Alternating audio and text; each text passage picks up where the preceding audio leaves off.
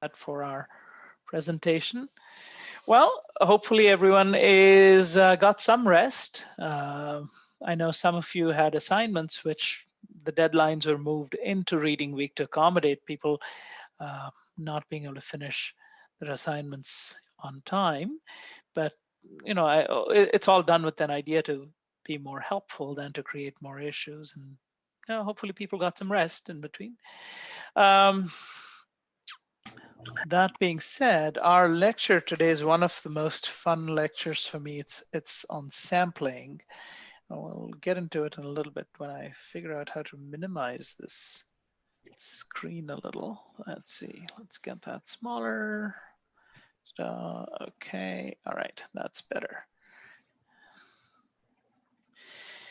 Okay, so I guess I'm going to turn my camera off. I'm still here. I don't know if I had it on in the first place. Let me see.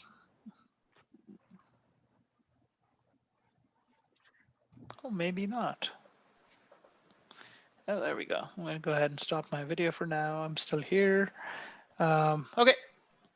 So sampling is important, and because you have some background of why sampling is important, perhaps someone can tell me why they think sampling is important. Why should we even sample?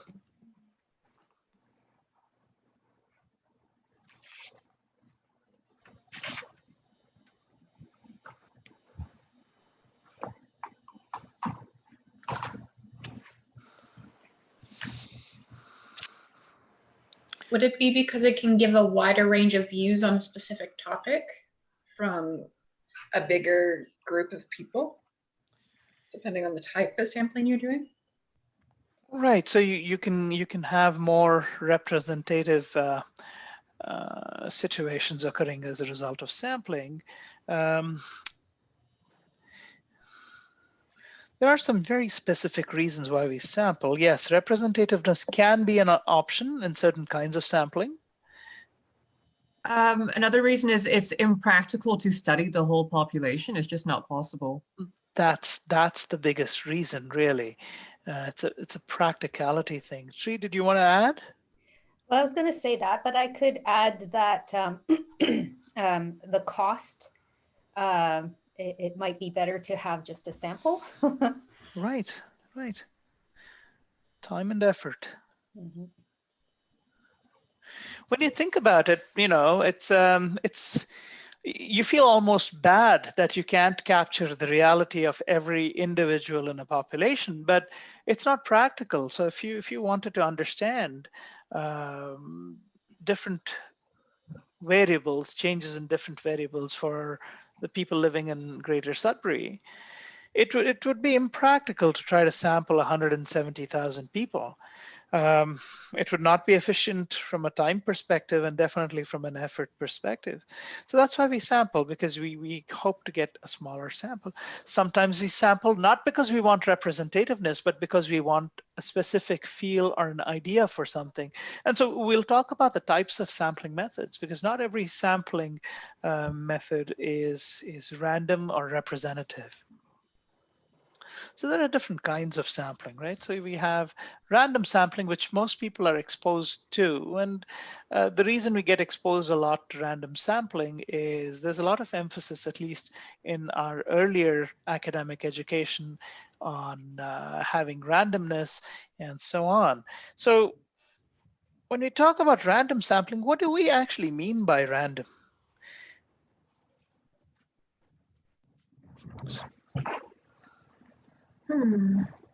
What does random actually mean? It's different from when we're having a conversation with a friend and then somebody says something and then you tell somebody else, oh, he just said that. It was so random. It's a very different usage. Steph, go ahead, please. It means like there's genuinely no pattern to it. No pattern. Okay. No pattern as a result of what? Because you can, as a researcher, everyone has an equal probability, okay? Equal probability of being selected, Okay, so that's what Arthika says. And it's important to understand what random means here. For example, if I give you a coin, let's say Stephanie and I are flipping a coin, we're doing a coin toss. And I tell Stephanie, okay, well, heads or tails? I mean, I want you to kind of tell me what are the odds if we toss it 100 times? What do you think? What do you think would happen? Stephanie says, well, it should be 50-50, 50 of heads and 50 of tails. And as we toss the coin, we realize that you get about 70 heads and about 30 tails.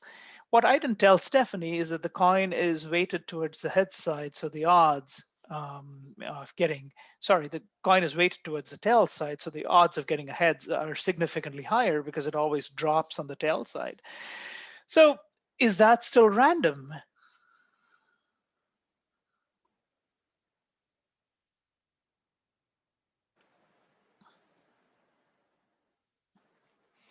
So the answer, it's a trick question, but it's not meant to be a trick question also.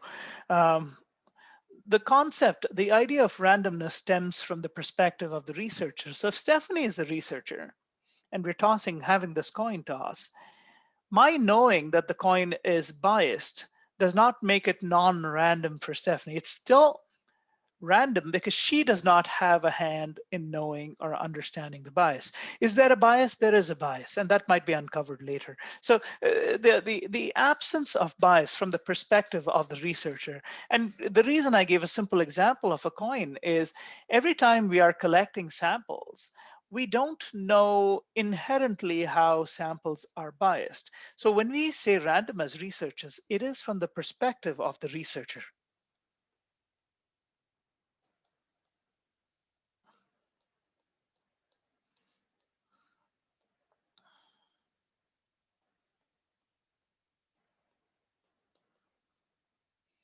Okay.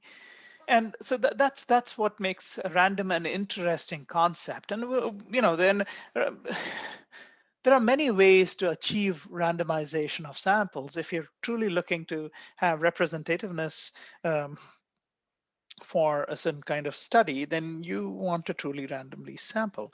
It does not mean that, say, for example, I'm looking to study gerontology students, and I want to get 50 students to answer a survey or tell me about their experiences, or even fill up a questionnaire for me, and I want 50 students chosen at random. So if I have a pool of 1,000 students, I can still randomize within those 1,000 students. Now, if one argues that, hey, you picked gerontology students in the first place, therefore it's not random, that's incorrect. That is a type of random sampling, and we'll look at that a little bit more as we talk about random sampling. Oftentimes what happens is, although random sampling is great, as researchers, we may not have the luxury of random sampling. We may have to go to non-random methods. And a non-random sampling is essentially, there are many types of non-random sampling which direct the researcher to picking certain types of individuals or samples to do their study. So what we'll do now is we'll start with looking at non-random samples, and we'll have a little bit of a discussion there.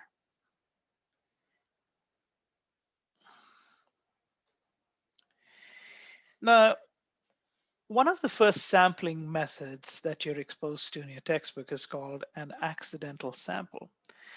An accidental sample, it's also called a convenient sample. So why is it not random is my question to you. So for example, if I decided, say hypothetically, I had ethics approval to approach, well, we just have a student. Let's say hypothetically we have, I get ethics approval to run a little project with the class using the class students as potential participants. Someone could come to me and say, well, you have a bunch of students in your class that you're approaching to answer your questionnaires. It's random. You had no role in picking up those students. Okay, so why is it not random? Because I didn't know who was going to join my research methods course.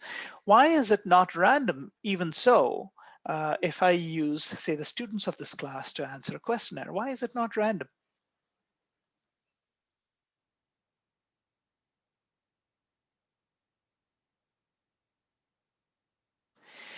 So the reason it is not random is because I am picking up a sample that's convenient. I've already defined that I will approach these students in my class who are already defined by, X number of students in Gero 3127. They're the students going to be in this class. So this is called a convenient or an accidental sample. It's not random because I don't have a pool of 1,000 students of gerontology that I'm picking. I'm walking into a classroom. I'm using the sample that's there. That's why it's not random. So the context is very important in the research question when you pick a sample. So that's how you define whether it's accidental or if it's a different kind of non-random sampling.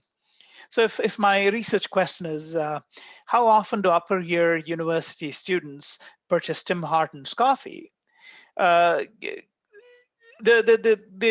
sample, because it's defined by who those students are going to be and perhaps which classes, it's not necessarily a random in that sense.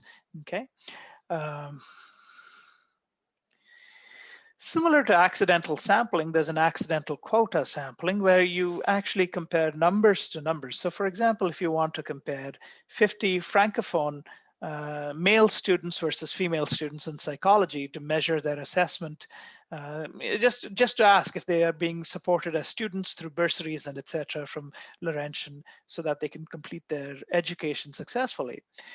The reason that kind of let's say 50 female, 50 male students.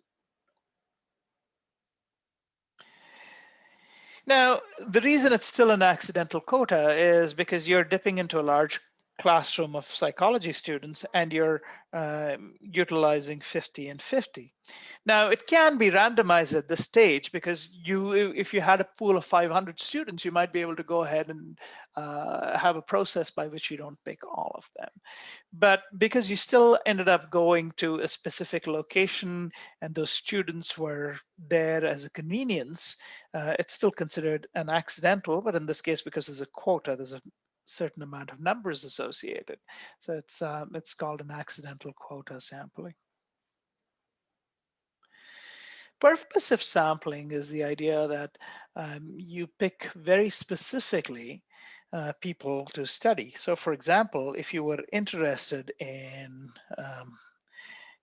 number of years, someone with a PhD,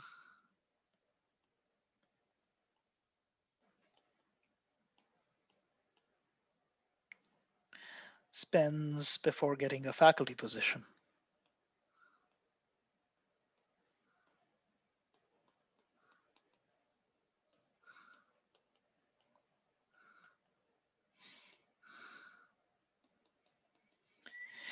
So who would you, if this was the interest of your study, who would you contact?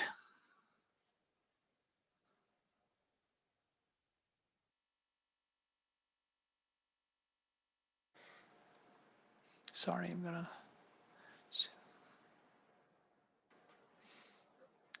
Yep, people with PhDs in academia. Thank you, Stephanie and Arthika. There's a second thing that they have to have before you can ask them this question, right? Or if you can, before you can understand the situation a little better.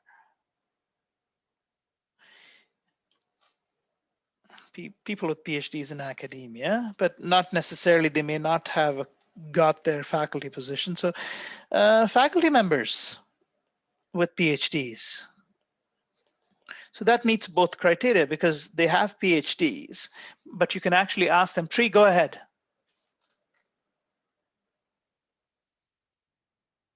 That's just what I was going to say. So. Oh, okay. Thank you. Yeah, no, wise people.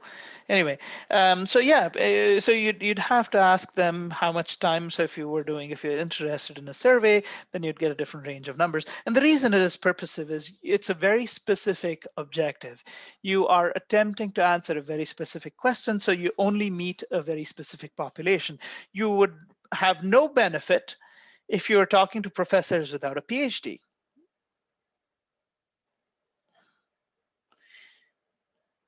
And you would go nowhere if you were just speaking to PhDs who are not professor.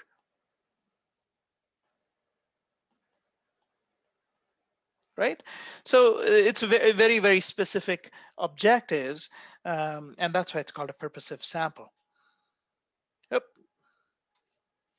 Unintentional. All right.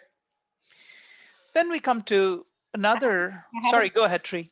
I have a question. So would there be a way to study that population randomly using a random sample? 100%. So we have to understand this. In every sampling technique that we've had here, there is the potential to randomize. And even though your book chapter kind of draws a very clear line between this is random and this is non-random, that's not the real world. And we actually often use blended sampling techniques because sometimes, for example, if purposive sampling, you're looking at profs with PhDs,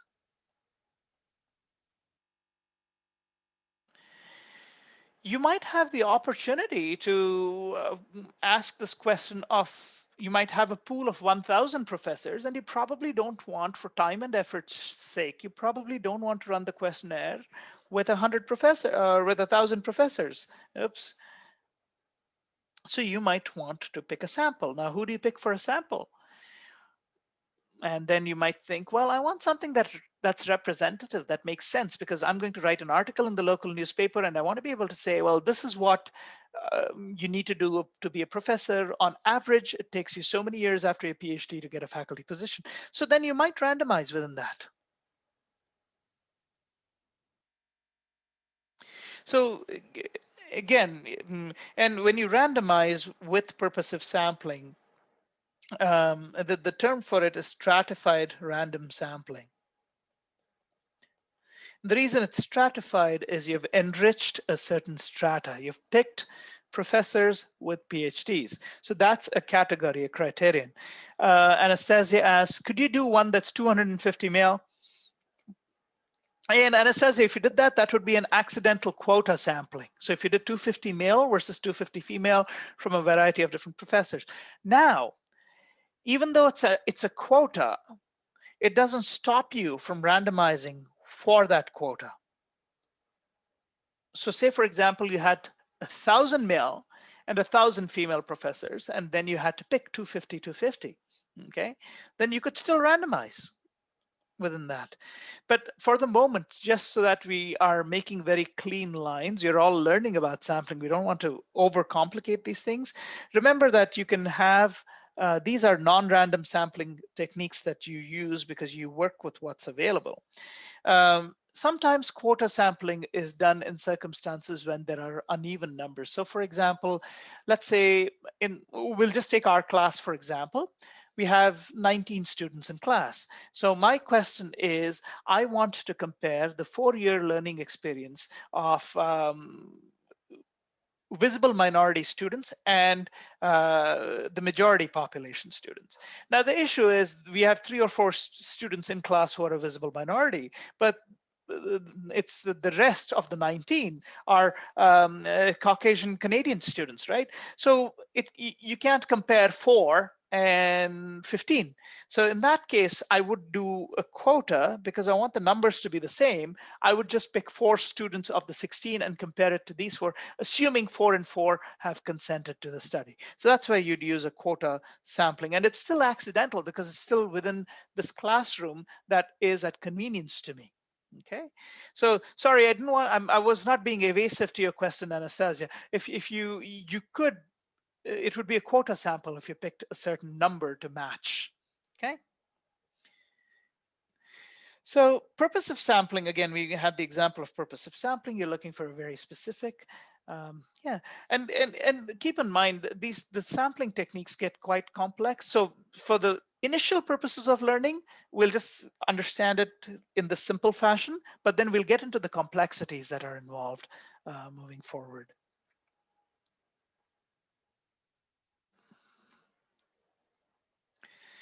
Snowball sampling is actually it's typically used when it's hard to access.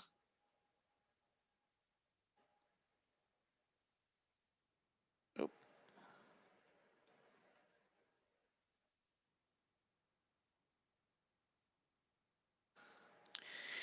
And think of hard to access populations that you wish to study. Okay.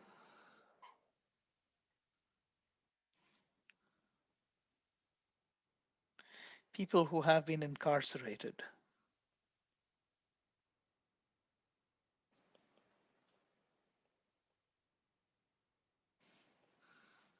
Um,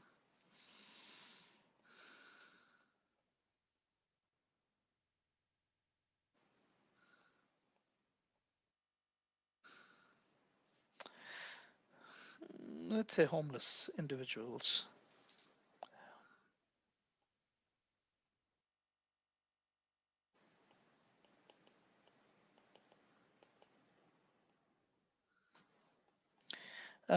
Let's say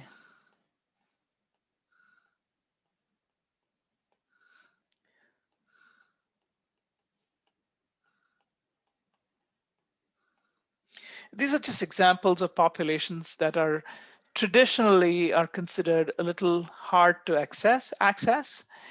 Steph says, could you please explain stratified random again? Steph, I'll be coming back to it in random sampling. We have a little bit of a blurb on, sure, no problem.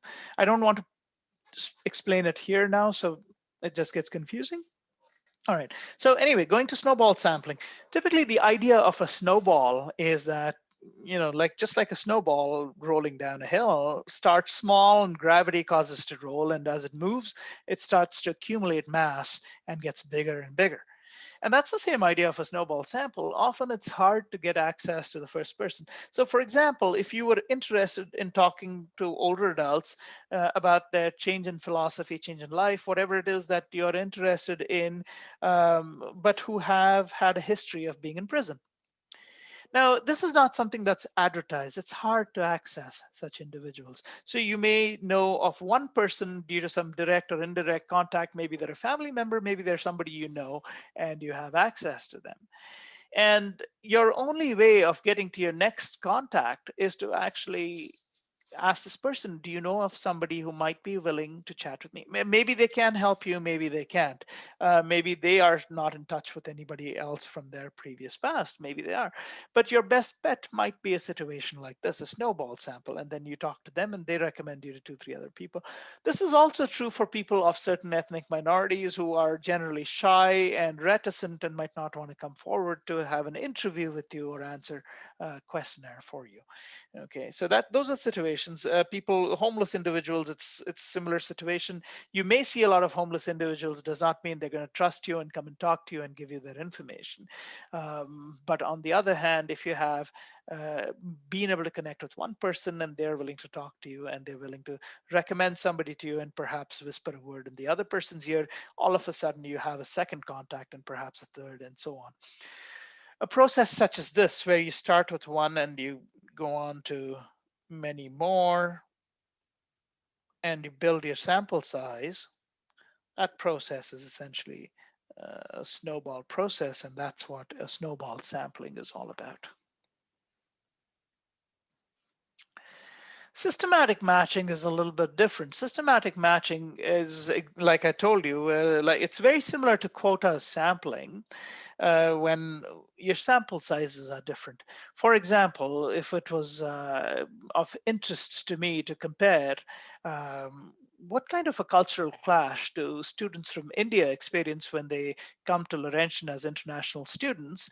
And how does it compare to people who are of a different visible minority, say people of Aboriginal descent or Indigenous students, how does it compare? Their experiences, there must be similarities, there must be differences. So how does that compare? And what happens then is obviously there's a big bias towards one population being larger than the other. So what happens in that situation is you have to do a couple of different things. You do a quota where you pick a similar size, but you might also have to match for other characteristics, such as for every male you pick in a certain kind of sample, you might have to pick a corresponding male. You can't control for everything, but perhaps you pick people of similar attributes. You might want to pick students who are all in their second year, or you match the questionnaire or the interview you have with a second year student. Here, let's call this East Indian, let's call this Aboriginal or Native or First Nations. Please correct me if I'm using an inappropriate term, because I think this is how many of my friends and colleagues have chosen to identify themselves. But anyway, so if again, for a systematic match, you want to compare second years to second year, third years to third year, and so on, so that their experiences, they spent the same amount of time in this university setting and so on. So that's called a systematic matching sample. Again, it's not random because you're actually trying to match people to people. You're matching male to male, female to female, comparable academic years. You may go into more details. You may want to say, well, we want to match students who have a lot of outdoor activities to students who have lots of outdoor activities, and students who are more not that much into physical activity and sports. We want to match those so that we are controlling for several aspects and the comparison actually makes sense. Okay, so there can be all of those different situations here. All right. So these are the different types of non-random sampling methods. Now, if you look in your textbook, there are more examples, different examples from what I've suggested, but the idea is to have the concept clear in your mind. Exam questions for this would be, you would be given a scenario, and then you'd have to comment, well, this is an example of A, accidental sampling, B, accidental quota, C, purposive sampling. You get the idea. So it's a good idea to read a couple examples. I'm not going to make it super complicated for the exam. When you see it, you will know what it is. But if you have no clue as to what they are, then you're not going to be able to answer those types of questions. So again, as always, continue to read your chapters. Okay, so now we go on to random sampling. So the idea of randomness, as we said, is it's an absence of bias, not necessarily from the system itself, which the researcher may not be able to tell, but from the researcher's point, there's no knowledge of the bias. The simplest random sampling that we know is, it's called exactly what it is, simple random sampling. And the best way to think of simple random sampling is, when you go for bingo, you assume that everything is weighted correctly, so they fall in a certain place, somebody puts their hand and they pick out a number. So that would be the case of a simple random sample. You pick out a number, there's no bias to it, and it is what it is. Now, those of you who don't know, is there anybody that doesn't know how bingo is played? It's possible. We have a lot of younger students who may not know how bingo is played. The example is important. I can make a different example if you don't know what bingo is. Anybody? Nothing wrong with not knowing something. Okay, everybody knows what bingo is, so we're good. All right. So that's considered a simple random sample. If we didn't know how a coin was going to flip and we were going to sample 100 tosses, again, that would be an example of a simple random sample. Okay. Sometimes simple random sampling works. So for example, if you had 1,000 different things and you could only sample 100, and you put your hand into this bag and you shake it up and you take out a number or whatever, you can go ahead and do that. Now, sometimes a simple random sampling is not that efficient, perhaps because, say, for example, you want Let's make an example. Let's say you want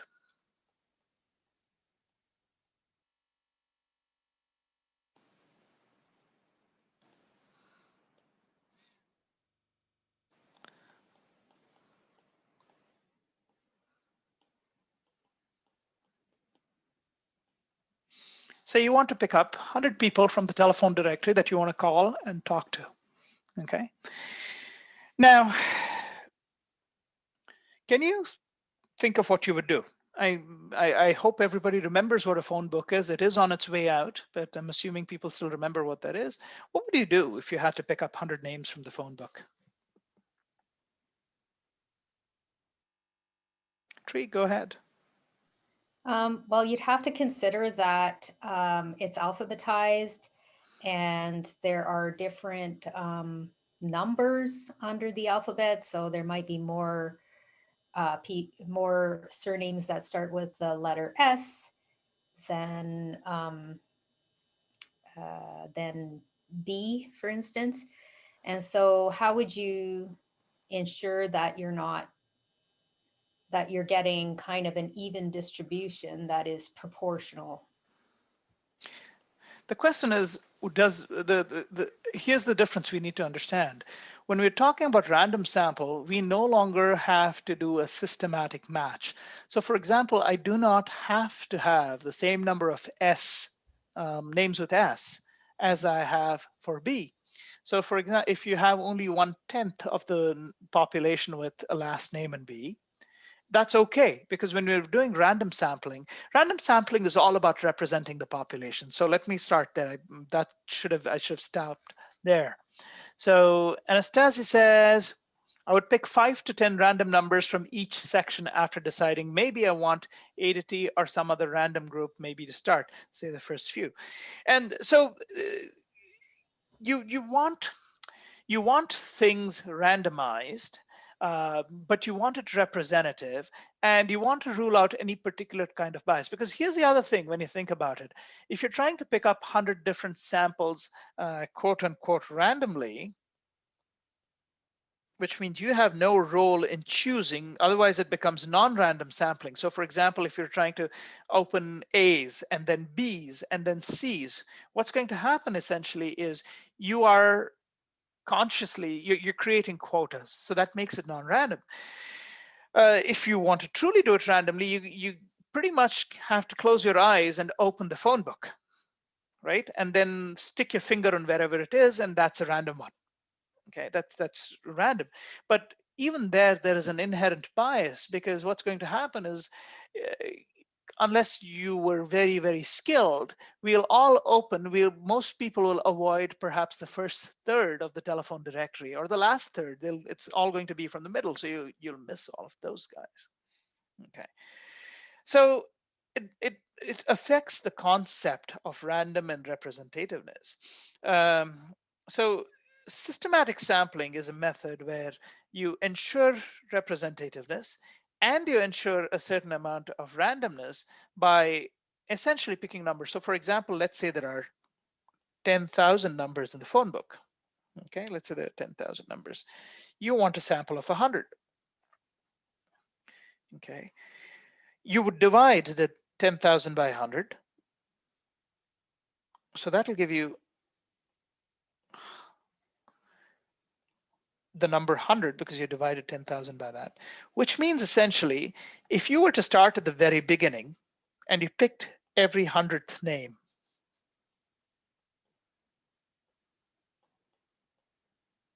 so you start at 1, your next name you pick would be number 101. The next name after that would be 201, and so on. So you pick 1. Now, you don't have to pick 1. You could pick 5 and go 105 and then 205 and so on. Okay. What this does is, yes, you will get a lot more names from S and a lot fewer from B. But that's okay. That's okay, because it represents the population more accurately. And the reason systematic sampling is considered to be more sophisticated than simple random sampling is it's a random method that even removes the bias. So for example, I was talking about bingo. Now, when you spin the beads and stuff, it's very hard to actually guarantee that all of the little balls that have the numbers are evenly weighted and they don't land on each other. It's also hard to know for sure if when you put your hand in every time, you're going into different parts of that little tub that has all the beads. You could be going every time to one side. Perhaps you're right-handed, you go towards right side every time. Perhaps you always go to the bottom. Perhaps you always go on top. And and people have habits they don't even know. Oh, thanks, Tree. Yeah, so you don't even know where that bias is all going. And so that's why you do systematic random sampling, where you pick every 100th number, 150th number, and so on. So it makes it more unbiased. The whole objective of random sampling is to limit bias. You will never, never, never get rid of bias. This is never going to happen. But the objective is to limit bias as much as possible to the extent that it can be truly random or close to truly random. It's very hard. There are several tests to determine whether something is truly random. It's not within the scope of this course, so we won't go into that. But there are actually tests that tell you whether your sample is truly random or is it sufficiently randomized, and so on. And any randomizing system is typically so that you have it's not purpose. It's just to get a general sense of the broad population. That's why we use random techniques. Now we get into the fun parts, stratified random sampling. Now, more and more as we go through sampling procedures and the more advanced they are, you have more complex techniques. A stratified random sampling is, there is a certain bias to it. So for example, if you wanted to poll 200 professors at Laurentian, okay?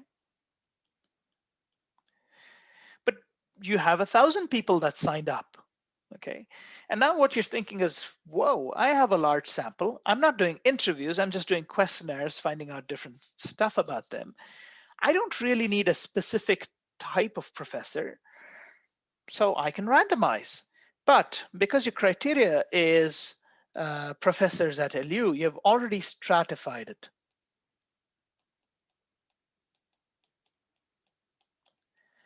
Okay, stratified means strengthened. If you said all employees at LU, that would still be stratified because you're still saying LU.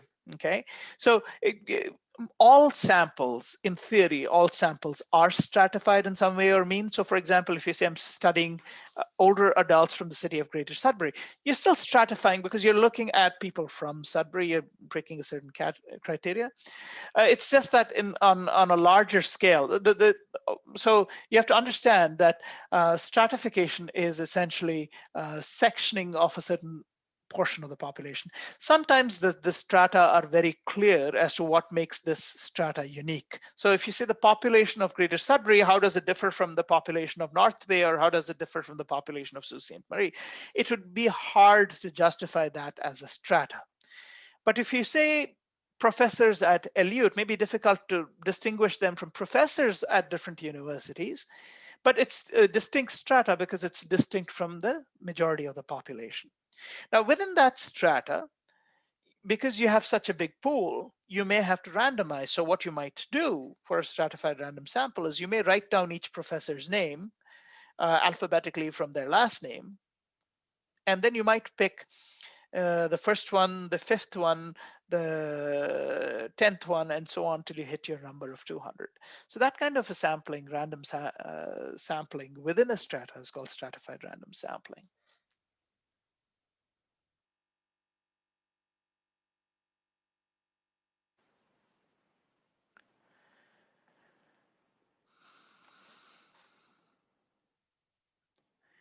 Cluster sampling is a little bit different. It is a random sampling measure, but it's for large scale studies.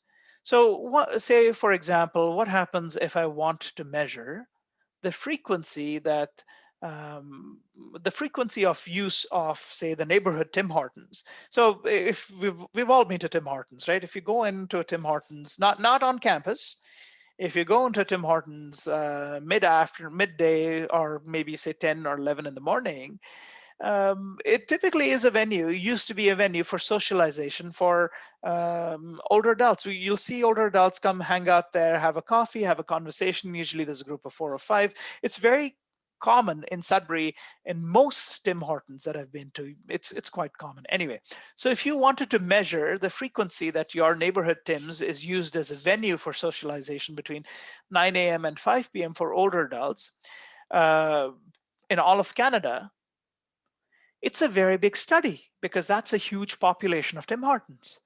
So the other problem is this, you don't know that the same phenomenology can be observed in different cities. So not only do you have to randomize, suppose say you have 3,000 Tim Hortons in Canada. I think Canada has between 3,000 and 5,000 Tim Hortons. I don't know the precise number, so I'm not accountable for that. This is just an example. Let's pretend that there are 3,000 Tim Hortons in there. Then you're, it's a great research idea. Let's go find out what's happening. And then all of a sudden your assistant tells you, well, but which cities are you going to pick? So now, not only do you have to study 3,000 Tim Hortons, you have to figure out which cities. Are you going to pick the cities, which makes it non-random? Are you going to randomize the cities? So now what you have to do is you not only have to randomize you will have to randomize the Tim Hortons, giving each one a number, and perhaps you do a stratified random. But before that, you might have to randomize the cities. So you might have to write down all the cities that you will consider or that have a Tim Hortons venue. Say maybe you have 1,000 places that you have to write down. And then you assign them numbers, and you pick every 5th one or whatever it is. And then once you pick those, because you've also randomized the Tim Hortons themselves from 1 to 3,000, you know which ones come into the cities that you've picked. You may have a much larger sample. You may want to only look at 50 Tim Hortons. So now if you have a pool of maybe 500, you still have to go ahead and randomize within that randomized sample again, almost a re-randomization. Okay, so this is called a cluster. So you're creating clusters of Tim Hortons. So not only the cities, but then the clusters within those cities that you might actually sample and study. So this kind of sampling is called a cluster sample. And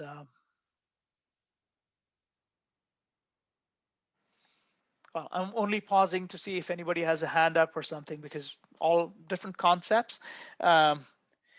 But again, cluster sampling is quite tricky. I think it would be helpful if you would explain the cluster sampling using, like, I don't know, circles and arrows. Let's do that. Okay, let's do that. Let's make a picture. I'll use this blank screen for now. That might make it easier. We'll worry about sample size afterwards. All right. So I'm going to make a pretend map of Canada. We'll just make a big box because I can't draw Canada. Yeah, this is Canada.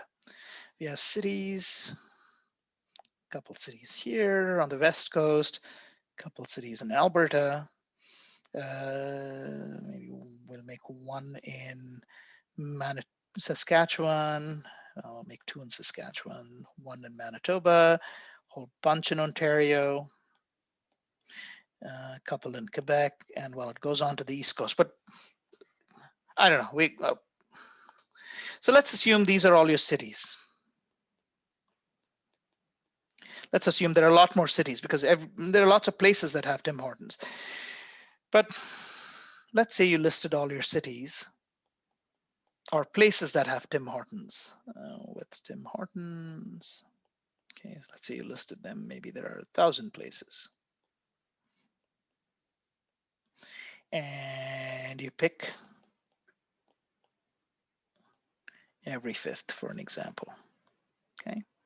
So let's say these are the cities you finally end up picking. So you pick this. This is what comes out of your pool that you randomly picked every 5th.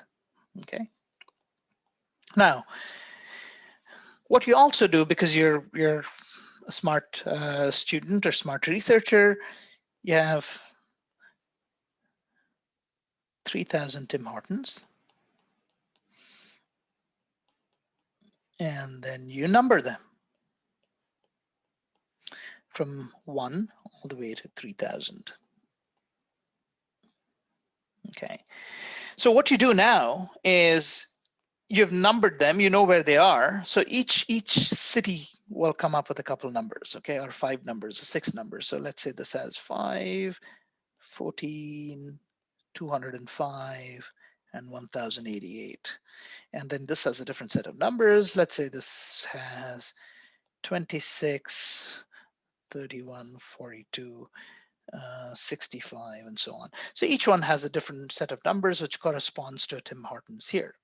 Now, in your final inventory of how many Tim Hortons are there, you're not going to have a sequential number set because these numbers are all from this larger pool, but they're not necessarily, you can arrange them in increasing, decreasing order, they're just not going to be continuous. So you might have 5, 14, 26, which is from here, 31,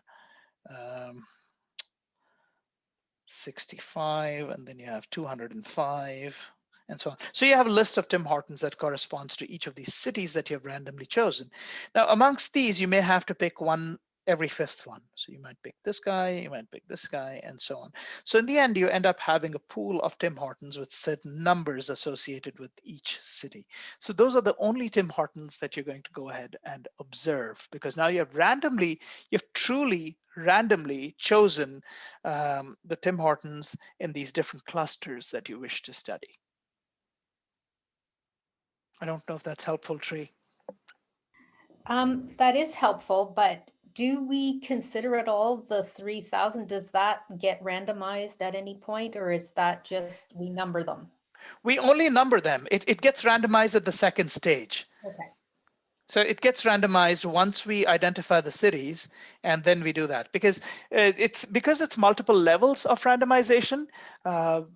It's easier to randomize the cities and then randomize the Tim Hortons. If you randomize the Tim Hortons first and then go to the cities, because that would make it far more complicated. Mm-hmm. Yeah, I see that. Thanks. So no problem. Okay, so that's cluster sampling. I'm just gonna exit this for a second and turn this back on, because what it magically does is it gets rid of my scribbles. There we go.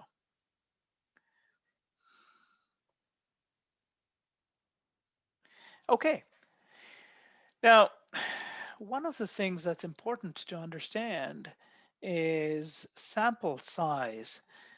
Sample size is important. Most of the times for smaller projects, you have to hit a minimum of 30 to have representative samples. But the larger sample you have, size is a good predictor. So the larger size you have, the better prediction you can make for the population. Oftentimes, although size is important, it's also important as to how the sample is drawn. The more randomization there is, there's more representativeness of the population itself. So that's an important thing to know. There are different kinds of statistical analysis which tells you what size of a sample you need and what kinds of randomization you need so that everything is representative. And for those of you who have taken stats courses, you know that there's something called beta value, and the 1 minus beta is the representative of the power. And there are lots of different statistical measures, and I don't want to necessarily confound the class with all of those details, but there are different statistical measures which tell you the power of the sample and how significant those findings are from a sample that you get. Okay. So you're not going to get a question of talk to me about the alpha and the beta that goes into the analysis or descriptive statistics of a sample. These are all stat concepts. We're not going to worry about them right now because they're not necessarily giving you any additional information. One of the things that your textbook gets into is the idea of a dummy table. And we'll look at it a little bit more. I have a couple of pictures from your textbook itself. The reason you have a dummy table, this is going off track from sampling, but that's just what your chapter does too. So I'm just going. So we're done with sampling itself. Does anyone have any questions before we make this minor segue? Questions on sampling?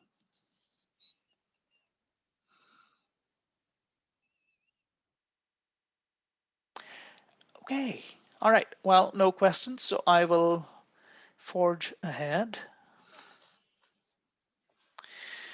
So the example in your textbook is they're looking at the consumption of different kinds of food from a vending machine, and the example is presented, I believe, on chapter 6. So what they're looking at is you're looking at workers at a workplace, and there's different kinds of food in a vending machine. There's junk food, there's fruit, there's juices, there's all kinds of different things. So if you're looking at people's nutritional behaviors for snack selection, the first thing you want to do is you want to be able to label one thing or the other, because it's quite cumbersome if you had to have a table where you essentially, you had worker number 1, worker number 2. Let's say this is worker and this is snack.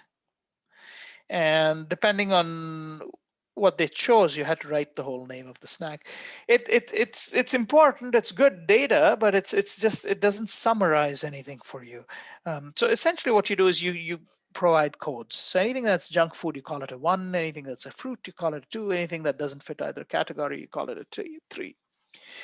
Once you create those categories, you're not yet done. You still have to go ahead and collect your data. So you kind of operationalize or modify your dummy table to kind of be able to collect more information. So you look at machine operators on a particular shift, you call it an A shift.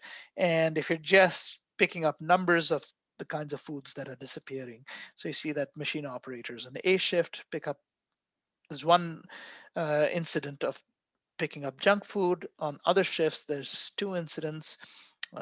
If it's fruit, there are 3 instances, and there's 4 here.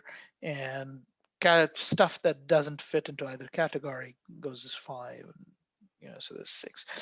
So these dummy tables essentially help you summarize data. You can make it more complex. You can split it up into, well, what are their behaviors before a shift, what are their behaviors after a shift, and you can compare. So these tables, which help you essentially summarize the information that you're collecting, can be broken up into different ways, and they can evolve as you're starting to collect the data, because you might be interested in getting more and more specific. There can be other kinds of dummy tables too. So if you have a dummy table to study the impact of number of hours spent studying for an exam, and if you're wanting to look at results, you can just split it up into pass and fail, which is an easy way of doing it. And then you can start document, well, number of students who passed, well, check mark for each student that was willing to answer, and then perhaps you have 1 or 2 absolute geniuses who still pass despite studying less. And of course, the number of students who fail logically should be lower here, and who studied fewer hours, that number should be greater here, and so on. Okay, obviously this is oversimplified and it doesn't take into account a lot of variables, but it's just a simple example. You can decide to be more specific. If you don't want to just go with pass and fail, you can actually look at specific number mark criteria, and you can distribute that, especially if you have a large enough population. You have 100 students, you might be able to split it up into specifically into different marks. So someone that studied low amount of numbers, probably have larger numbers at the lower threshold of the marks. But here's what you will consistently see.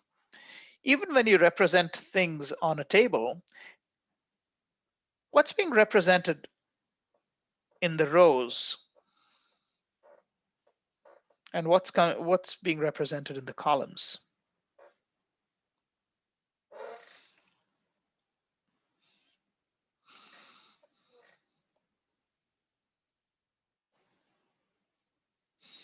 So even in a graph, typically what we do is we put the independent variable on the x-axis and the dependent variable on the y-axis. When representing data and research, we try to do very much the same thing. So the number of hours spent studying is considered the independent variable, and the marks, which is a result of the hours you studied, assuming that there's a cause and effect there, the marks would be presented. So this would be a dependent variable, and your table would have your independent variable here. So it's just very normal when we collect data also to represent the collection of data in that format. You typically will represent your independent variable in the row column and your dependent variable in the, you just represent your independent variable as the row and the dependent variable as the columns. I think I used row and column in the same sentence, which wasn't providing any clarity. My apologies. Okay, so that's pretty much what this chapter is all about. We'll stop for a couple questions, and then what we will do for next class is we will address the questions at the back of the chapter, and we'll do a couple exercises in sampling. So I will stop my slide share now.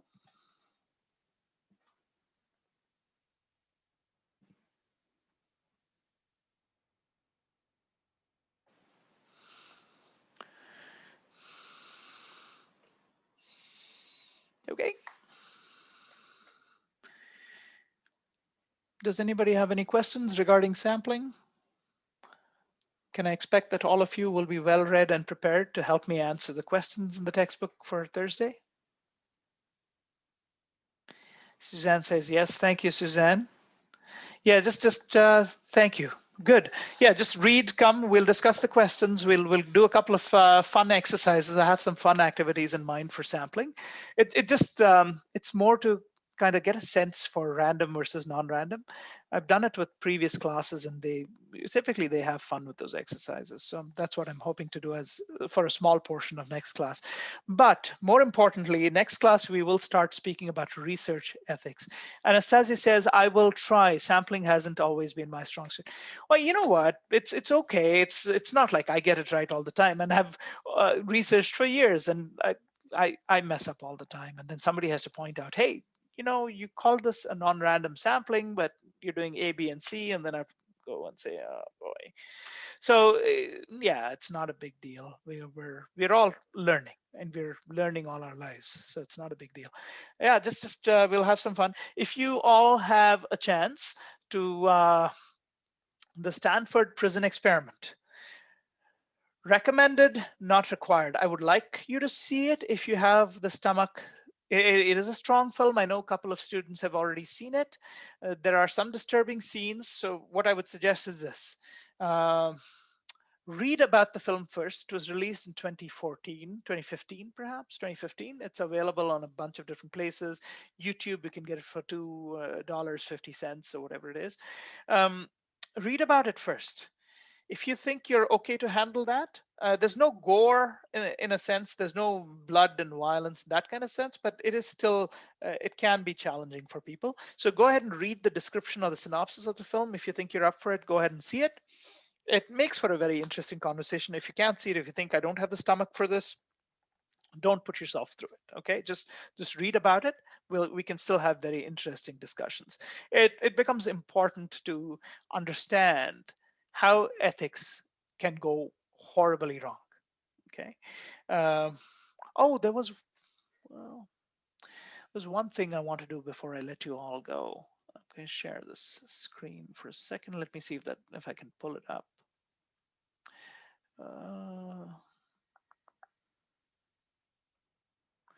Oh.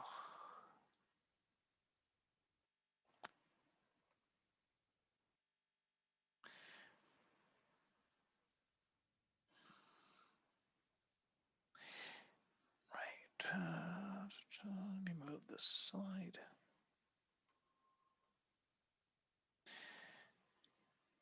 This is just a textbook, but it was a very interesting example on how people made non-random sampling. They use, so this is a very nice example of a case.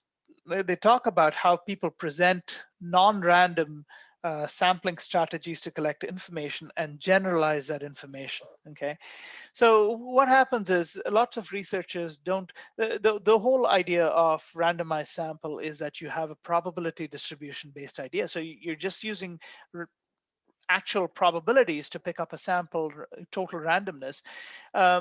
So the issue is researchers continue to use non-probability samples and want to generalize, and that's basically they're non-random. They're really, really non-random. And examples of this is when pollsters predict election victories based on samples they acquire from people returning from polls, or people who are willing to answer to things, or people clicking on polls online and so on. So the example that's suggested here is for example, how did Donald Trump ever win the US election when so many people had indicated that they would be voting for Hillary Clinton? So the issue is the people who were polled were not representative. So everybody that had polled were people who were willing to talk, were more liberal. They were people who were willing to answer the phone or willing to go online. These are not representative of the actual voters, and a lot of actual voters were people who actually wouldn't share their opinion, who also wanted to hide their actual opinion because it was probably politically incorrect to say that they would vote for Donald Trump, and so on. So those are the kind of situations whenever people present non-random sampling results as random sampling results, then you reach wrong conclusions. And that's why the pollsters got it horribly wrong in 2016. Okay. Another example is the Wakefield situation. So Wakefield is the guy that essentially took 12 families who had children with autism, who had coincidentally taken the MMR vaccine, so the measles, mumps, rubella vaccine. And what they attempted to do, Wakefield's group, is to make a generalization that these vaccines cause autism. The study was debunked, and Wakefield withdrew his paper in a lot of ignominy and shame. But any time when non-random sample is presented as truly random and objective, it's hugely problematic because then people make incorrect conclusions about everything. So there are a couple of these case study boxes in your textbook. Read them. They're very interesting. I know you may have read some of this stuff elsewhere as well, but anyway. All right, well, that's all I have for today. I'm gonna stop this. All of you are free to leave, and if you have any questions, this is a good time. We still have about 15 minutes left, so. Yeah, you're all most welcome.